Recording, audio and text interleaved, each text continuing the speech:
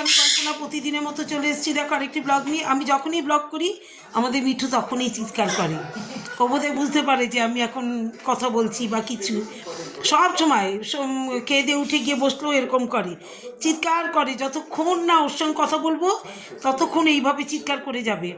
দেখো 2-3 দিন ব্লগ করতে পারিনি, আমি কি রান্না করলাম সেটা একবার দেখো। করেছি এই দেখো গরম গরম ভাত, হ্যাঁ বাজারে গেছিলাম, বুঝতে পেরেছি। এই যে গরম গরম এক হাঁড়ি ভাত করেছি, আর এখানে করেছি আলু সিদ্ধ মেখে নিয়েছি শুধু কাঁচা লঙ্কা দিয়ে আর তেল দিয়ে নুন দিয়ে, পেঁয়াজ দিইনি। আর এখানে মাছের টক করেছি। এই মাছটাই জ্যান্ত রুই মাছ এনেছি বড় একটা, যে 1 কেজি 800 ওজনের। এই মাছের এই দেখো ঝোল করেছি টমেটো দিয়ে কাঁচা লঙ্কা দিয়ে ঝোল করে নিয়েছি। এই দেখো আজকে আমার এই মেনু, এই যে গরম গরম ভাত, হ্যাঁ এক হাঁড়ি ভাত গরম গরম, আর এখানে দেখো আলু সিদ্ধ, আর এখানে হচ্ছে রুই মাছের টক। এবার আমার মেনুগুলো কেমন লাগলো একটু আমাকে কমেন্ট করে